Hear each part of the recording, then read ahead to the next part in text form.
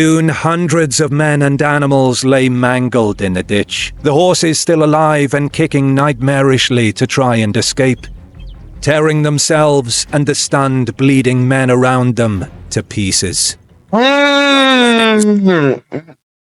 Right, Attila of the East. This was a suggestion that I was supposed to do a long time ago, but I'm doing it. His generals and his sons reign suffering death and destruction on both the eastern and western provinces of the Roman Empire.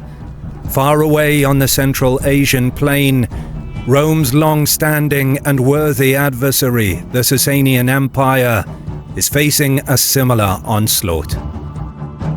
From the Derbent Pass in the west to Bactria in the east, Hunnic peoples, terrifying riders whose violence and cruelty is almost without precedent, hammer at the outposts of Sasanian rule, and soon begin to encroach further and further into the heartland of the King of Kings.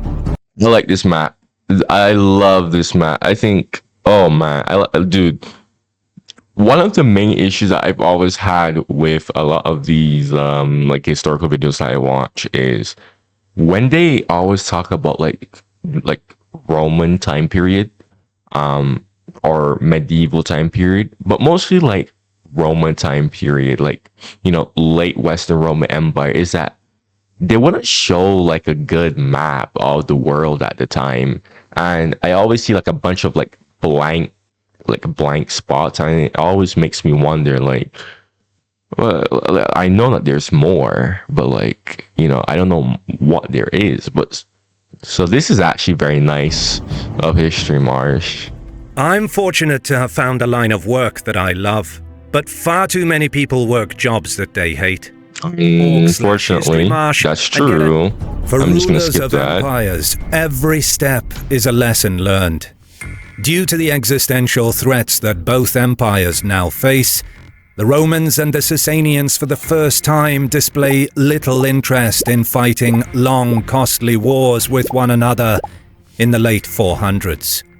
For the Sasanians, their belligerence and formidable military power is directed almost entirely against northern and eastern neighbors, especially the Kidarites, a Hunnic people who have taken control of Bactria, the Kabul Valley, Gandhara, and Kashmir in the century before, and have pushed into Persia proper. After concluding a final war with the Eastern Romans in the 420s, Bahram V Gur defended the empire against a Kidarite invasion that reached as far as Ray, defeating their army and recapturing Merv. The enemy... Dude, the Sassanids? No. I would love to learn more about the Sassanids. I think I need to learn more about the Sassanids. But you want to know what I would really love to learn more about? The Hunnic Empire. Like, these dudes were, like, the Huns were menaces. I think the Huns were different from Mongols. Or were Mongol people Hunnic? Or were they different? Because if the Hunnic peoples were different from the Mongols, oh my gosh, that is mad. That is like really mad, dude. The king fell in battle, crushed by the heavily armored cataphracts of the Sasanian host. Just as the destruction of Attila had not ended the barbarian menace to Rome, the Kidarites were similarly uninterrupted by this reversal. And Bahram's successor, Yazdegerd II, then spent most of his reign warring against the Kidarites, campaigning with mixed success up to the year of his death. A dynastic struggle between his sons led to the younger of the brothers, Peroz, employing barbarian auxiliaries from the Kidarite regions, making use of the Hephthalites. Wait. Barbarians? Okay, so in the last video that I did yesterday, someone explained to me in my comments, actually, I remember his name because he's an active commenter, Ryan. He explained to me that barbarians would be the appropriate term to use for this time period. He said from the Roman perspective, it was the appropriate term to use for this time period. But I didn't know that the Sassanids also use the term barbarians as well. Also, why is there a kingdom named Albania? Iberia, Albania. What the heck? What? I thought Iberia was. What is this? I'm curious. Why is it? Okay. So known as the White Huns, to become the dominant leader in the Sasanian realm. Peroz had taken the throne with the help of a Hephthalite king named Kushnawar by 460, and 6 years later. Oh, you see that quality difference? Like, I noticed that the quality was a bit pixelated. I'm like, wait a minute, no, something's wrong. Anyways, let's continue. Likely once more with Kushnawar's help, he defeated the main Kidderite power and reclaimed Bactria for the empire. Kushnawar and the Hephthalites, meanwhile, had been granted the city of Talakan as well as other territories for their assistance in aiding the new King of Kings. The good relations, however, were not to last. The lands of Bactria were tax-rich, and Peroz was not likely to allow anyone, even those whose assistance had been vital to his ascent, to hold what appeared to be an advantage, let alone autonomy over what he considered his rightful territory. As a result, Peroz marched an army against his former ally in 474.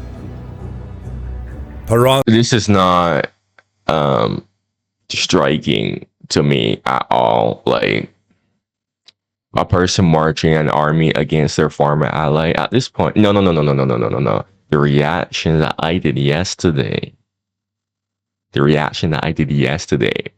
Oh my gosh, with the Venetian, the Italian wars.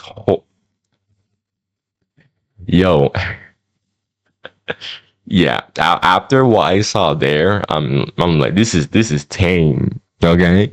Peroz was convinced, with the weight of centuries of precedent, that his imperial force would beat any agglomeration of tribes. He even recruited a former servant of Kushnawar, who had been mutilated as a punishment by the Hephthalite king, to act as his guide and show him the best approach to catch the upstart unawares. Unfortunately for Peroz, the guide was in fact a double agent, and he led the Sasanians through the steep defiles and stony valleys of Bactria straight into an ambush. The Hephthalites fell on the slow-moving cataphracts, where their packed numbers and... Where did this double agent come from? Where did this double agent... How could he pull this off? Jeez, man, I didn't know that there was like double. Well, that's not true. I think there were double agents. I know that there was like cases of people like switching sides and doing, but still, like, no context of the double agent whatsoever. Like, why would he do something like this? Come on, man, I need some context, man. Jeez Louise, man. Heavy armor nullified the Sasanian advantage, and the King of Kings himself was taken prisoner after being forced to ask for a truce and negotiations, while his army was vaporized around him.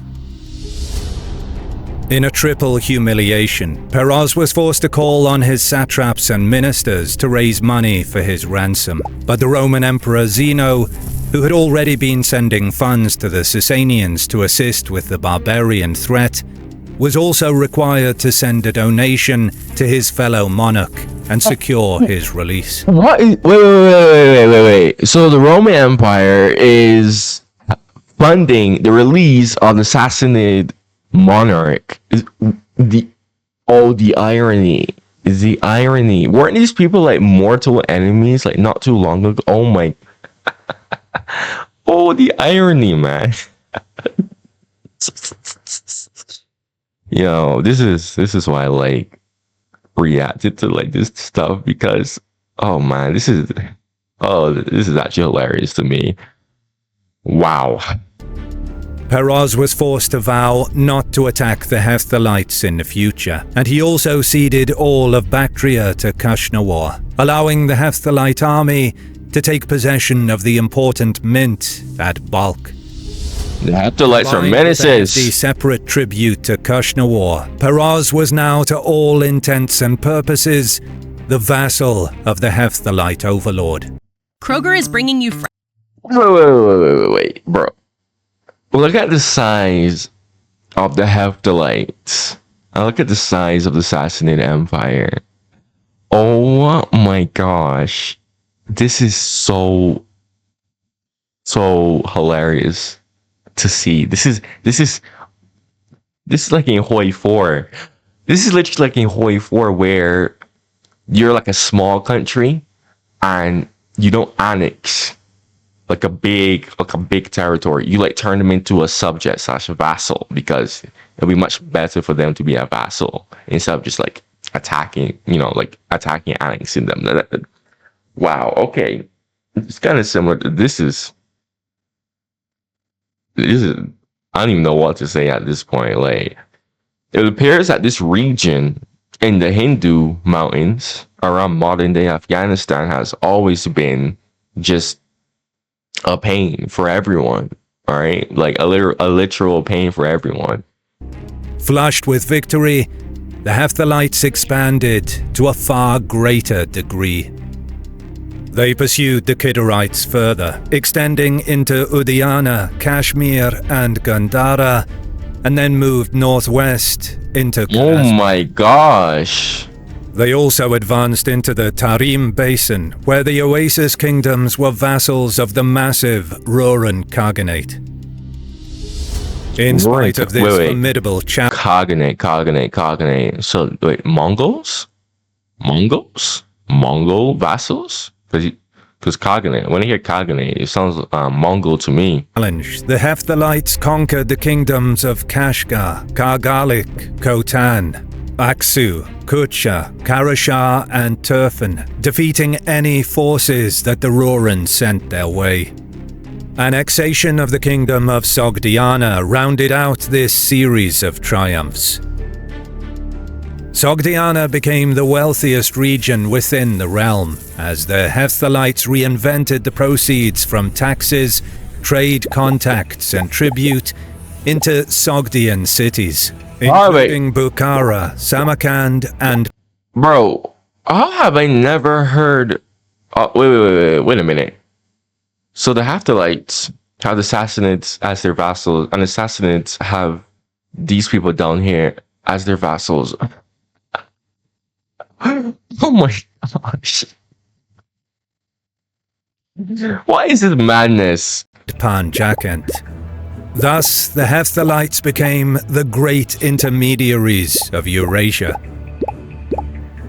It was necessary for merchants from Rome, Persia, India, and China to travel through their lands in pursuit of the lucrative trade, and the Hephthalite ruling class became increasingly wealthy as a result.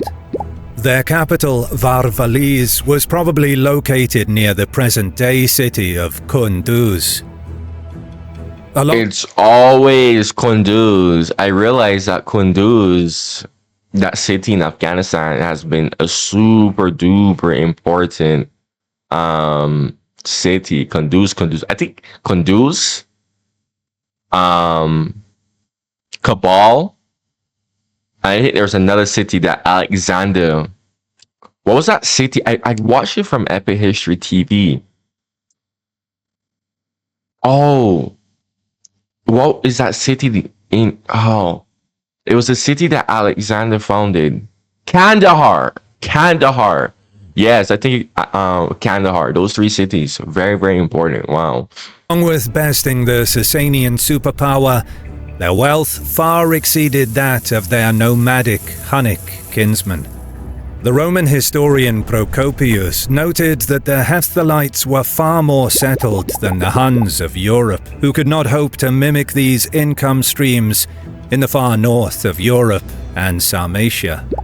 Well, obviously, because number one, Europe is trading I never really heard of Europe trading through Eastern Europe to get to Asia. I never really heard of that at all. Europe has always been trading through Eurasia, right? The Eurasia route via Anatolia, and around what's now modern day Afghanistan and Central Asia-ish, to China, right? To Asia, basically, and India, right? India's a part of Asia, but still, it makes sense that the Hephthalites would obviously get rich. They're literally in the middle of all of that trade, right? The Huns obviously not, right? So the Hephthalites basically just had a good spawn location, right? LARPing Civilization 6. I feel like I should get that game. I consider making a gaming channel. Some of y'all, when I did that vote, some of y'all wanted me to do a gaming channel, but I'm still considering it because I need to make sure that I have a big enough audience here before I open a new channel, like a new gaming channel, which revolves around like historical stuff and like RPG stuff, stuff like Civilization 6 and whatnot. Well, we'll see. Maybe in the future. I don't know. Back at Ctesiphon, the Sasanian capital, the level of outflow in coins paid to Kushnawar for tribute was beginning to deplete the exchequer, and a great increase in the flow of Sasanian currency was noted in China. This state of affairs was unconscionable to Peroz, who had to contend in the late 470s and early 480s with widespread drought. Bro, can he not do anything? And indeed desperation had compelled some of Peroz's subjects to begin raiding into East Roman lands beyond the Euphrates, and war with their now stronger western neighbor became a possibility before negotiations managed to cool the situation. Attempting to regain what are these northern kingdoms, man? His honor, channel discontent, and end the outward flow of currency that was draining his treasury, Peroz launched a second invasion of Hephthalite territory. Kushnawar saw that once more the King of Kings would have the advantage in a straight set-piece battle, so he withdrew before the Sasanian advance, feigning retreat. He did not flee, however. Keeping his rear guard visible to the advancing Sasanians, the Hephthalite king instead baited the vengeful host. Motivated by these fresh insults, as well as the previous disaster of Peroz's earlier defeat, the Sasanian royal army pursued Kushnawar into a valley bordered by mountains. Oh, I don't like this. The far end of the valley was a dead end, screened by a tree line, making the lack of a second exit invisible to anyone unfamiliar with the terrain. Dude, I was looking at this, and I'm thinking to myself, I see forests, I see mountains. This is not what I know. Me personally, I would not do that. No. Because think about it like this, bro.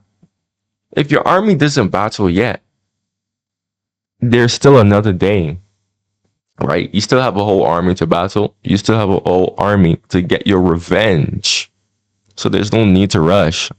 I don't know if there was a need to rush.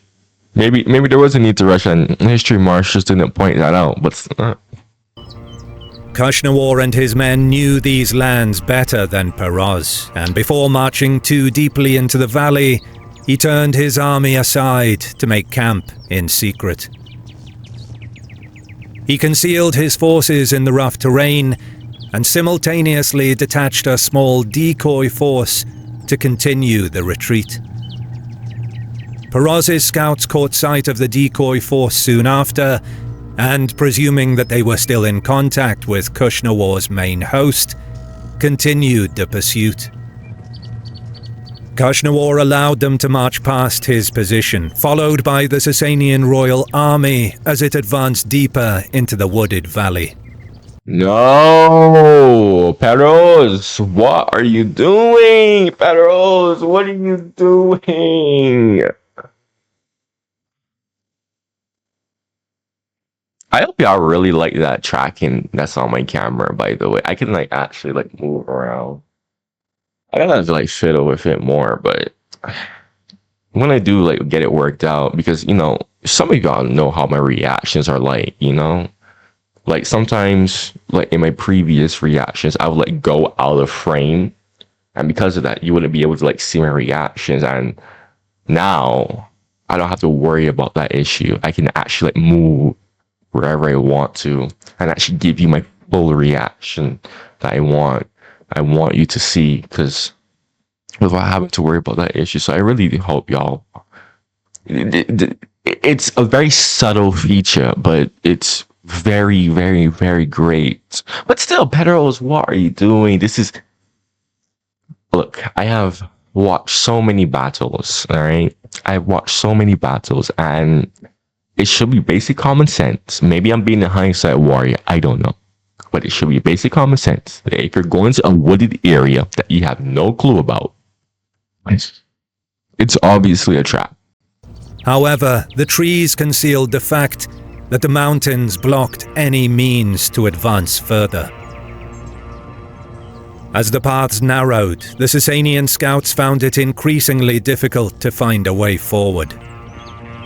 Soon, Kushnawur's army appeared from behind and approached the Sasanian position. Oh.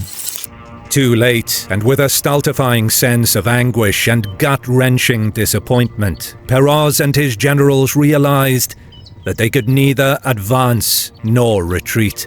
You gotta fight hard. The Sasanian army, a mass force designed to make use of wide spaces to deploy and orchestrate its battles, was now kettled like a fish in a barrel and at risk of being butchered in the confined, inescapable space. This is horror. This is the most horrible trap that I've ever seen someone run into. This is like Hannibal levels of genius, and this is just pure stupidity on Peroz's part, to be honest. A trapped enemy is a desperate enemy. A very desperate enemy. A profound mind for strategy as well as tactics. Kushnawur did not wish to suffer heavy casualties attacking the invaders. Yep. They're completely trapped, and oof, man. They're basically like rats at this point, dude. Like I don't know if I would want to be fighting that, man. It was much better to again exhibit his power over the King of Kings, and perhaps even let Peroz's own people take care of his dispatchment. He offered the King of Kings and his men the opportunity to surrender, on the condition that he prostrate himself before the Hephthalite overlord. Peroz was also to promise never again to take up arms against the Hephthalite Empire. Looking at the lethal predicament surrounding him and his army, Peroz accepted, but on the advice of the Persian Magi, he met with Kushnawur at dawn, so that when he prostrated himself, it could be argued that he was actually honoring the rising sun, and not the former chieftain who had bested him. Oh, talk about petty. Yo, I said this, dude. I said this in my Belisarius reaction, that the Sassanids really put the sass in Sassanids. Dude, the Sassanid Empire was so sassy. All right, I hope y'all know what that term means. It's like a slang, but the Sassanid Empire, they really do put the sass. Oh. I freaking choked on my spit from laughing. But dude, even now they're still sassy, and I love it. Peroz thus avoided the dishonor of giving obeisance. For the second time in less than 10 years, however, Kushnawur had made him prisoner. Peroz was freed on the condition that he send 30 mules laden with silver coins, swear an oath over a sacred bag of salt, and sign a treaty solemnly declaring his vow not to attack or betray Kushnawur once more. After his extensively diminished treasury could send only 20 such animals, Peroz allowed Kushnawar to hold his son Kavad as a hostage until the remainder was paid. Kushnawar was depicted on coins in the aftermath of his second great victory, wearing a winged triple crescent crown, a crown that Peroz also wore on coins. The symbolism and message were unmistakable. Kushnawar was presenting himself as the rightful ruler of Iran. Still, undeterred by past failures, I will not let this slide. And by unrest in Armenia, Peroz once more set off to subdue the new Hephthalite Empire, once Kavad had been released 2 years later in 484. In his action, he was flagrantly breaking the oaths that he had made not to fracture the peace with Kushnawar, and this, as well as the previous disasters in eastern campaigns, caused widespread disquiet amongst his councillors and the rank and file. Amongst the former, General Bahram and Peroz's advisor Muzdbawa both repeatedly protested, while the latter feared divine punishment.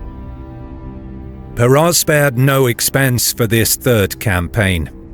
Along with the usual gargantuan Sasanian host, he was accompanied by all of his sons, except Kavad, who was still a child. Meanwhile, Kushnawar... Look, I'm not really saying much because there's so much details that I need to pay attention to. But I'm rooting for Peroz right now. Peroz has been getting disrespected too much. Honestly, at this point, I just want to see him just get one hoodwink. All right, on the Hephthalites. Jeez, man. Like his near contemporary Attila, was not leading a homogeneous, blindly subservient people. His rule rested on his strength and ability to keep commanders and allied chieftains in line and flush with booty.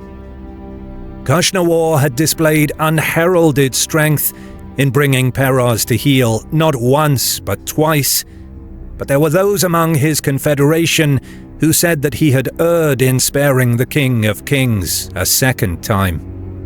Kushnawar could not afford to allow Peroz to live after a third conflict, for that would make him appear weak and invite others to challenge his rule. In any case, it was highly unlikely that Peroz would afford a third ransom, given that Peroz, risky business, Peroz. Help from the Romans and offer his son as a hostage after the earlier battles. The Sasanian army mustered at Gurgan before marching east towards the Hephthalite lands. Kushnawar was likely aware of the massive force that was mustering to march against him, and he was well prepared for its arrival. Even so, he sent warnings to Peroz not to break his word and attack him again. When the King of Kings ignored these admonitions and continued the invasion, Bro, he keeps on saying the King of Kings. Bro, based on what I see, this man does not seem like the King of Kings. Like, this man has been getting disrespected. If anyone's the King of Kings, it's Kushnawar. Kushnawar put the intimidating Hephthalite military apparatus to work, once again harnessing the equally ferocious mind for tactics that had served him so well in his previous battles. Choosing a point between the Gargistan Mountains and the Maghreb River, on the cusp of the Karakum Desert, Kushnawar deployed his forces and then made sure that Peroz knew his position. His engineers and laboring teams set busily to work in the open plain before the main army. Like a leopard in the tall grass, the Hephthalite emperor stalked his prey. The composition of the Hephthalite army was likely similar to that of hunnic armies in Europe, with a preponderance of cavalry adept in the use of the bow. In addition to their lighter mounted archers, the more sedentary Hephthalites had an elite heavy cavalry contingent probably anchored around Kushnawar. The bow being their main weapon, their ranks also carried swords, clubs, maces, and spears. Perhaps crucially, their ornately decorated swords, which made use of a 2-point suspension system, and their lamella helmets, featuring a dome shape and scaled plate design, were both later put into use by the Sasanian army, indicating a Hephthalite superiority in weapons and kit. Yo! Dude, this reminds me of how, like, after World War II, everyone wanted to, like, use, like, German. I know German engineering is a bit overrated, but still, it still kind of reminds me of that, right? The sword and scabbard system meant that the sword could be drawn faster while on horseback, giving the Hephthalites a speed advantage in the midst of battle. Like other hunnic armies, the Hephthalites probably used their subject peoples as infantry and cavalry, including perhaps Sogdian cavalry and Bactrian infantry, but this was assembled around a core of hunnic cavalry, including Hephthalites and former Kidarites. The Arabic historian al-Masudi recorded that the armies met in the land of Merv, in the north of what is modern Afghanistan. For the Persians, Wait a minute. Isn't he in a corner himself? Or am I tripping? Am I tripping, or is he not in the corner himself? the seemingly unnatural confluence of dun-colored mountains, green riverlands, and dry desert was an alien sight and devoid of order. For every patch of artemisia grass or lonely tamarisk tree, acres of tumbleweed stalks blew against crumbling, mud-brown brick walls. The whole area a contrasting patchwork of color and stark landmarks. Drawing in sight of his nemesis, Peroz encamped some distance from the Hephthalites, with a large army composed of royal subjects and allies. Yo, this All is appearances, Kushnawar and his men were waiting across an open, flat plain, itching to vent their rage on the invader. that's a Sasanian royal army. massive Sassanid army, though. Nah, I'm not gonna say Sassanid. Every time I watch videos on the Sassanid Empire, I'm just gonna say sassy. Right? That's a very large sassy army because they're just so sassy. Right? Oh my gosh. Freaking fly. What the? Freaking fly. Flying around here. I think that fly is attracted to my lighting. Yeah, I have 2 bright lights. You can't see it, but obviously it's shining down on me, but Armies were predominantly composed of cataphracts, including feudal Sasanian knights, and prestige units such as the Immortals and the Royal Guard, the Pushtai Ban. These units were armed with spears, swords, and maces. Like the Hephthalites, the Sasanians also fielded horse archers, and they likely employed hunnic horsemen as mercenaries drawn from the Pontic Caspian steppe, as well as the cavalry of their vassals in Arabia. Such units could better contend with the speed of the enemy light cavalry. The Sasanians were likely equipped for siege warfare, bringing peasant light infantry, known as Payan, who were used to build and operate siege works, as well as elephants, which the Sasanians most often used as beasts of burden and as mobile archery platforms against enemy walls. Peroz also brought that's actually a very ingenious way to use elephants. But still, elephants are big and big target. I don't know. Elephants have had like mixed results in my personal opinion. Maybe I don't know. I don't know too much battles where elephants were used. I'm pretty ignorant about that. Foot archers and elite close combat infantry, such as Dalamite mercenaries. Once their forces were deployed and both had seen the strength of the opposite host, Kushnawar again berated Peroz for his perfidy, reminding the King of Kings of his mercy. The Hephthalite's warning was stark. If you do not heed my words, know that I will destroy you and the entire useless multitude in which you are placing your hopes. Yo! Kushner Strong words, man. Strong. And you know what? This guy has defeated him twice. So I can't even say that he's all. No, this guy can bark. He's talk and bark. and hung the bag of salt over which Peroz had sworn his oath from the Hephthalite royal banners, reminding the Sasanian rank and file of the treachery of their leader. Next, he brought out the treaty made between him and Peroz, and attached a paper to the tip of a lance, calling forth the gods to act according to what is in this document. The public show of pious outrage served to inspire the Hephthalites and demoralize the Sasanians and their subject allies. Yo, I'm not even in the lines right now, and I low-key feel demoralized. Oh my gosh, this fly. Why does this fly keep flying around me? Jeez, man. Oh my gosh. Freaking fly keeps flying around me. It's so annoying. I don't want to talk, and a fly freaking flies in my mouth. That actually happened to me before. Freaking hell. I remember having my mouth open wide, and a freaking fly literally flew in my mouth. Oh my gosh. Free protein, I guess. But like I was saying, I'm not even like in assassinate lines, and I feel demoralized. I'm not even gonna lie to you.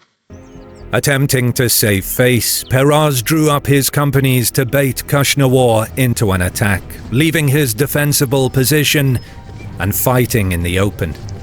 The Hephthalite rank and file were keen to meet the challenge, chafing at standing in position, but Kushnawar kept them in check, maintaining stern discipline. Yo, Kushnawar is the Eventually, GOAT. after a protracted wait, he began to deploy the army forward, with a large unit of the cavalry in the vanguard riding out in front of the main host. These horse archers rode back and forth, firing at the Sasanian lines and withdrawing, no doubt playing a game of cat and mouse with Peroz's own mounted bowmen. This situation still favored Kushnawar, for Peroz's cataphracts would need to close with the Hephthalite line to use their strengths, and the attrition on the Sasanian companies was causing consternation that would eventually lead to a breakdown in authority. Peroz again asserted himself, making a show of riding with his sons to the front line, each one taking command of a cataphract contingent and rallying the army. Come on, Peroz. I believe in you. Undeterred and seemingly unimpressed, the Hephthalite archers rode back and swept around in front of the King of Kings, an open insult that could not go unanswered. Oh, nah.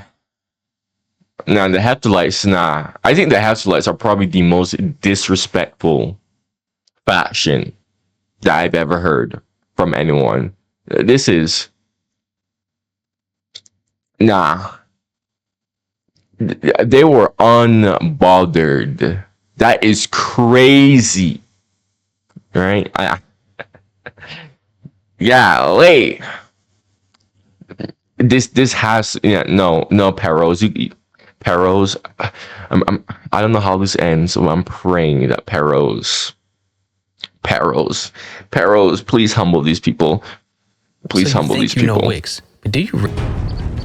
With a cascade of noise from the Roptran drums, a sound that was a cross between a rattlesnake and an electric storm, Peroz, his generals, and nearly his entire bloodline charged at the despicable horse archers and the main Hephthalites army. The Sasanian flanks followed their leader, hurtling forward with screams and ululations toward the Hunnic line. Throw them, It was a Peroz! headlong dash to drive the enemy into the river or crush them against the mountain rocks. Come on, Peroz! The light horse archers held the line, fighting a rear guard action while the majority clustered in a mass and then raced back for the safety of their main line. I'm not gonna lie to you. I don't like how this is looking. Look at that. I don't like how that looks, to be honest. That doesn't look too hot. Kushnawar's army, meanwhile, stood stock still, seemingly petrified by the fury and dreadful sight of the huge Sasanian army. Yeah, but they're so unorganized. I don't like that. Finally, when it appeared that no help was forthcoming, the last of the horse archers turned about and rode for the safety of the center, trailing behind the others in a hurried cluster at the center of the field. Bolstered at this reversal, Peroz cried out to his army to ride and run all the harder, to gouge holes in the Hephthalite line and pulverize their entire host. Those in the rear ranks barreled behind their monarch, shouting their approval, waiting for the inevitable blast wave when the cataphract's armor and lances made contact. Peroz shouted a final war cry, and then, seemingly without any cause, he was not there anymore. The entire Sasanian front line vanished from sight like some unholy conjurer's trick.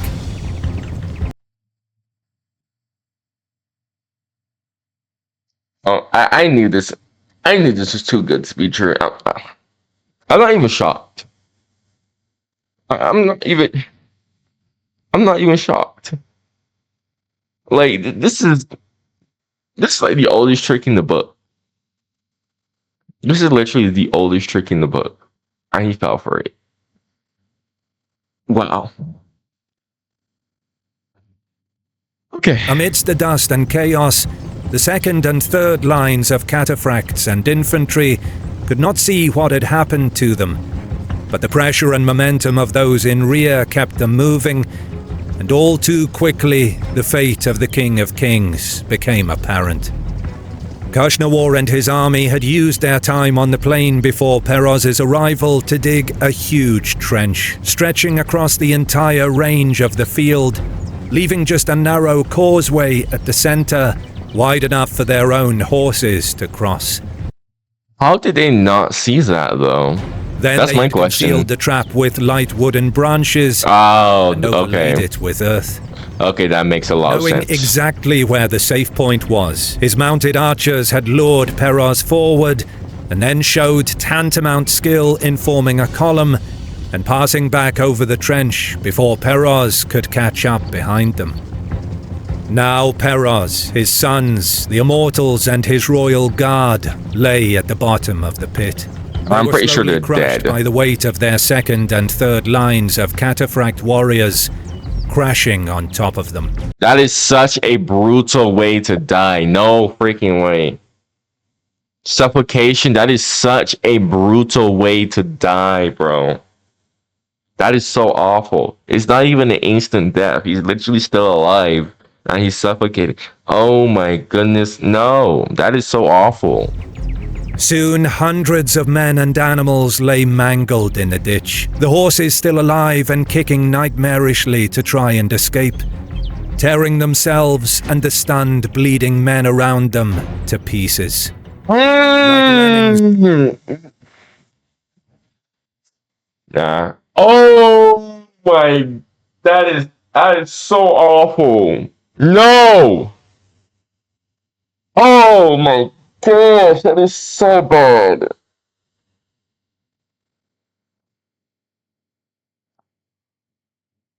Oh, that's so bad. On a cliff, the midlines of the army were pushed back into the black hole. Knights, nobility and royalty, the flower of the Sasanian Empire, crushed in a pit.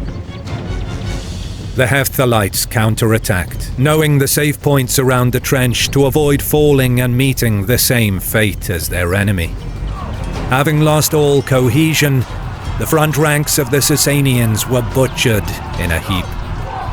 Innumerable knights and commanders were dead, and those in the rear soon realized the magnitude of the disaster and surrendered en masse. By nightfall, Kushnawar took control of the Sasanian camp, including the treasury, administrative documents, the chief Mobed or high priest Ardashir, and female members of the Sasanian dynasty, including Peroz's daughter, Perozdukt. When the dust had settled, it was discovered that Peroz had been slain, along with 4 of his sons and 4 of his brothers, including his brother Hormizd, the commander of his vanguard. Kashtan War. Yeah, Kashtan War is the biggest menace. This guy is Hannibal. This guy must have learned from Hannibal. This guy, no, this guy is Hannibal reincarnated. This guy is a menace to society. Oh my god. I think this guy is probably like one of my favorites now. This is Kashtan War. I'm gonna remember that name. I'm just, wow, undefeated. To quote al-Tabiri, the Persian army suffered a defeat the likes of which they had never before experienced. Peroz is dumb According to too. sources, the entire Sasanian army perished.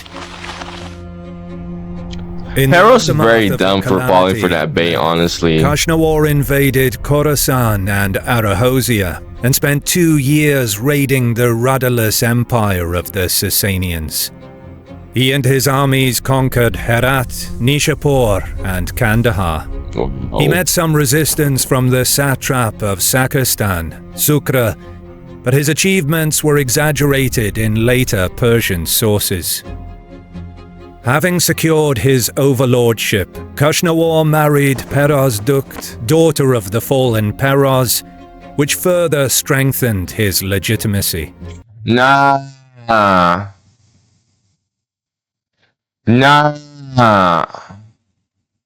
Ultimate disrespect. No. Oh, no. He killed him. And he took his dog. Yo. I think this is like every man's worst nightmare.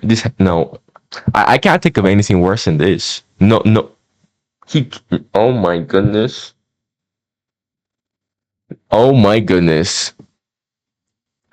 This dude. Oh my gosh. Oh my god. Nah, bruh.